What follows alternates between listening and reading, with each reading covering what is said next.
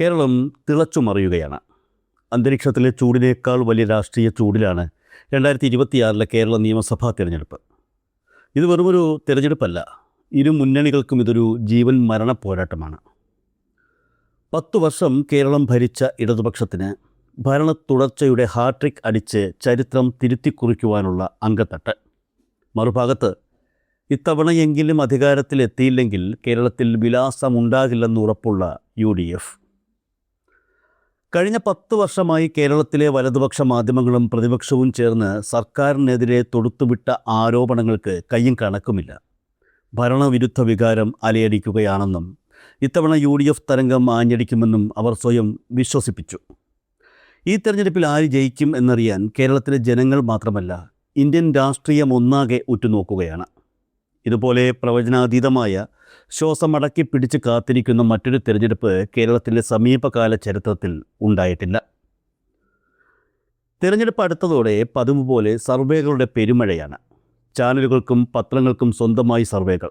ചിലത് പണം കൊടുത്ത് എഴുതിക്കുന്നവ, ചിലത് താൽപ്പര്യങ്ങൾക്കനുസരിച്ച് വളച്ചൊടിക്കുന്നവ. ഇതിനിടയിൽ ജനങ്ങൾ ഏത് സർവേയെ വിശ്വസിക്കും? അവിടെയാണ് എല്ലാ കണ്ണുകളും ഒരൊറ്റ സർവേ റിപ്പോർട്ടിലേക്ക് ഉടക്കി നിൽക്കുന്നത്. Matrix IANS mega opinion Paul. ഇതൊരു സാധാരണ സർവേ അല്ല. ഇന്ന് കേരളത്തിലെ UDF ക്യാമ്പുകളിൽ ഇടുത്തി വീഴ്ത്തിയ സർവേയാണിത്. എന്തുകൊണ്ടാണ് ഈ സർവേക്ക് ഇത്രമാത്രം പ്രസക്തി? എന്തുകൊണ്ടാണ് രാഷ്ട്രീയ നിരീക്ഷകർ മാട്രിക്സ് സർവേയെ ഇത്രത്തോളം വിശ്വസിക്കുന്നത്? അതിന് കൃത്യമായ കാരണമുണ്ട്. ആ കാരണം തേടി നമ്മളൊരു 3 വർഷം പിന്നോട്ട് പോകണം, 2023 2023 കർണാടക നിയമസഭാ തെരഞ്ഞെടുപ്പ്. BJP അധികാരത്തിലിരിക്കുന്ന സമയം. കോൺഗ്രസ് ജീവൻ മരണ പോരാട്ടം നടത്തുന്നു. ആര് ജയിക്കുമെന്ന കാര്യത്തിൽ ദേശീയ മാധ്യമങ്ങൾക്കടക്കം വലിയ ആശയക്കുഴപ്പം. അന്ന് തിരഞ്ഞെടുപ്പിന് മുൻപ് മാട്രിക്സ് അവരുടെ സർവേ ഫലം പുറത്തുവിട്ടു. ആരും പറയാൻ ധൈര്യപ്പെടാത്ത ഒരു കണക്കായിരുന്നു അത്. കർണാടകയിൽ കോൺഗ്രസ് 103 മുതൽ 118 വരെ സീറ്റുകൾ നേടി ഏറ്റവും വലിയ ഒറ്റക്കക്ഷിയാകുമെന്നും BJP നിലംപരിശാകുമെന്നും മാട്രിക്സ് നെഞ്ചു വിരിച്ചു പറഞ്ഞു. അന്ന് ഈ സർവേ ഫലം കണ്ട് ഏറ്റവും കൂടുതൽ തുള്ളിച്ചാടിയത് ആരാണെന്നറിയാമോ? സാക്ഷാൽ കോൺഗ്രസ്സുകാർ. അവരുടെ ദേശീയ നേതാക്കൾ മുതൽ കേരളത്തിലെ പ്രാദേശിക നേതാക്കൾ വരെ മാട്രിക്സ് സർവേ ഫലം തങ്ങളുടെ സോഷ്യൽ മീഡിയ അക്കൗണ്ടുകളിൽ ആഘോഷമാക്കി. ഫലം വന്നപ്പോൾ എന്തു സംഭവിച്ചു? മാട്രിക്സ് പറഞ്ഞത് അക്ഷരം പ്രതി ശരിയായി. കോൺഗ്രസ് കർണാടക തൂത്തുവാരി. അതേ വർഷം തന്നെയാണ് മധ്യപ്രദേശ് നിയമസഭാ തെരഞ്ഞെടുപ്പ് നടന്നത്. അവിടെ കോൺഗ്രസ് വലിയ വിജയം നേടുമെന്ന് പലരും പ്രവചിച്ചപ്പോൾ മാട്രിക്സ് വീണ്ടും രംഗത്തെത്തി. മധ്യപ്രദേശിൽ കോൺഗ്രസിന് അടിതെറ്റുമെന്നും BJP വ്യക്തമായ ഭൂരിപക്ഷത്തിൽ അധികാരം നിലനിർത്തുമെന്നും മാട്രിക്സ് പ്രവചിച്ചു. ഫലം വന്നപ്പോൾ അതും സത്യമായി.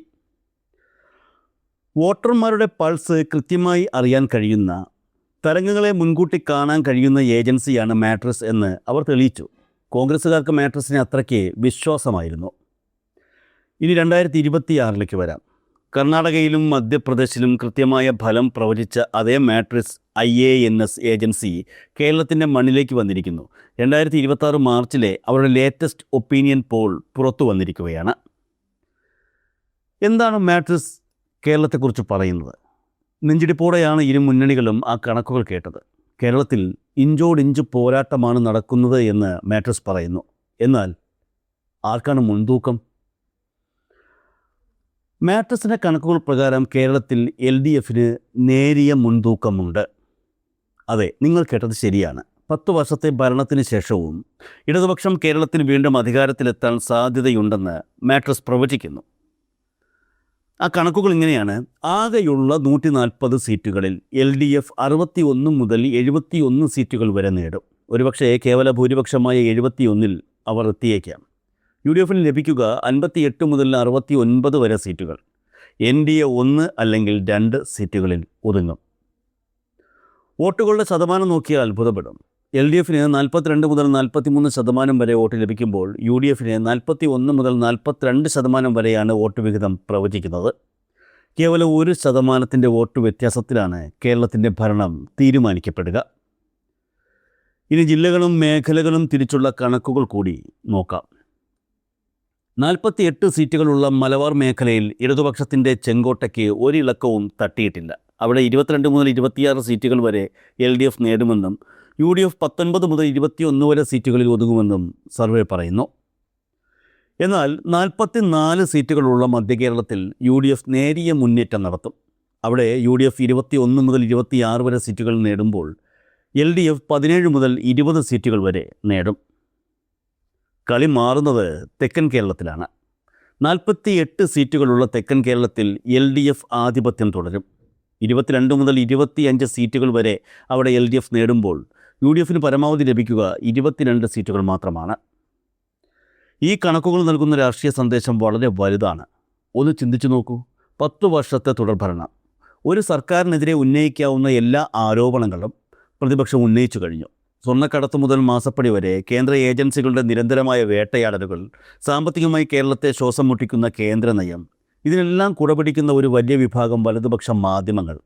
ഇത്രയൊക്കെ പോരെ ഒരു സർക്കാരിനെ താഴെയിറക്കാൻ?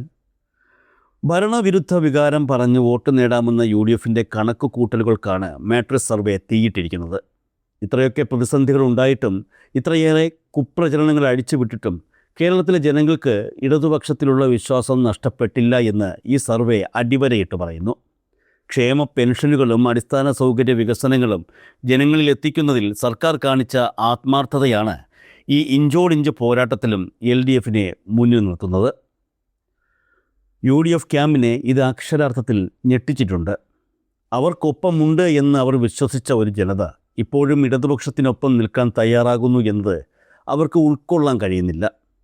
ഇവിടെയാണ് ഏറ്റവും രസകരമായ ഒരു ഇരട്ടത്താപ്പ് നമ്മൾ കാണേണ്ടത്. 2023 കർണാടകയിൽ കോൺഗ്രസിന് മുൻതൂക്കം പ്രവചിച്ചപ്പോൾ ഇതേ മാട്രിക്സ് ഏജൻസി കോൺഗ്രസ്സുകാർക്ക് ഏറ്റവും പ്രിയപ്പെട്ടവരായിരുന്നു. മാട്രിക്സ് ആണ് ഏറ്റവും വിശ്വസനീയമായ സർവേ, മാട്രിക്സ് പറഞ്ഞാൽ പറഞ്ഞതാണ് എന്നൊക്കെയായിരുന്നു അന്നത്തെ വാഴ്ത്തുപാട്ടുകൾ. എന്നാൽ ഇന്ന് അതേ ഏജൻസി കേരളത്തിൽ ഇടതുപക്ഷത്തിന് മുൻതൂക്കം പ്രവചിക്കുമ്പോൾ UDFന് അത് ദഹിക്കുന്നില്ല. അവർക്ക് കേരളത്തിലെ ഫലം വിശ്വസിക്കാൻ തയ്യാറല്ല. കർണാടകയിൽ മാട്രിക്സ് പുണ്യാളനും കേരളത്തിൽ മാട്രിക്സ് പാപിയുമാകുന്നത് എങ്ങനെയാണ്? തങ്ങൾക്ക് അനുകൂലമാകുമ്പോൾ മാത്രം സർവേകളെ വിശ്വസിക്കുകയും പ്രതികൂലമാകുമ്പോൾ അതിനെ തള്ളിക്കളയുകയും ചെയ്യുന്ന ഈ രാഷ്ട്രീയ ഇരട്ടത്താപ്പ് കേരളത്തിലെ ജനങ്ങൾ കാണുന്നുണ്ട്. കർണാടകയിൽ കോൺഗ്രസിന് ആത്മവിശ്വാസം നൽകിയ അതേ മാട്രിക്സ് സർവേ ഇന്ന് കേരളത്തിൽ അവർക്ക് നൽകുന്നത് അപായ സൂചനയാണ്. തങ്ങൾക്ക് അനുകൂലമാകുമ്പോൾ മാത്രം സർവേകളെ വിശ്വസിക്കുകയും പ്രതികൂലമാകുമ്പോൾ അതിനെ തള്ളിക്കളയുകയും ചെയ്യുന്ന ഈ രാഷ്ട്രീയ ഇരട്ടത്താപ്പ് കേരളത്തിലെ ജനങ്ങൾ കാണുന്നുണ്ട്. കർണാടകയിൽ കോൺഗ്രസിന് ആത്മവിശ്വാസം നൽകിയ അതേ മാട്രിക്സ് സർവേ ഇന്ന് കേരളത്തിൽ അവർക്ക് നൽകുന്നത് അപായ സൂചനയാണ്. സർവേകൾ അന്തിമ ഫലമല്ലായിരിക്കാം, എന്നാൽ അത് കാറ്റിൻ്റെ ഗതി എങ്ങോട്ടാണെന്ന് വ്യക്തമായി സൂചിപ്പിക്കുന്നുണ്ട്. ആ കാറ്റ് ഇപ്പോഴും ചുവപ്പണിഞ്ഞു തന്നെയാണ് വീശുന്നത്. ഏപ്രിൽ മാസത്തിൽ കേരളം പോളിംഗ് ബൂത്തിലേക്ക് പോകുമ്പോൾ UDFൻ്റെ സ്വപ്നങ്ങളെ തകർത്തെറിഞ്ഞുകൊണ്ട് മാട്രിക്സ് സർവേയുടെ പ്രവചനം പോലെ കേരളം വീണ്ടും ചുവക്കുമോ? കാത്തിരുന്ന് കാണാം.